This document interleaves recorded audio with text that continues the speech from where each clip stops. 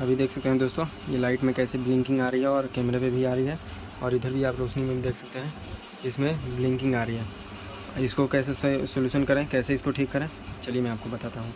बस एक स्टेप आपको करनी है। ये रहा मेरा प्लग और मैंने इसे निकाला। जस्ट एक सिंपल स्टेप, आपको एक ब्रिज रेक्टिफायर लेनी है और इसका कनेक्शन आप देख सकते हैं कैसे हुआ है। ब्लू वाली वायर दोनों एसी है और माइनस प्लस आप देख सकते हैं, और ये रहा रिजल्ट आपके सामने।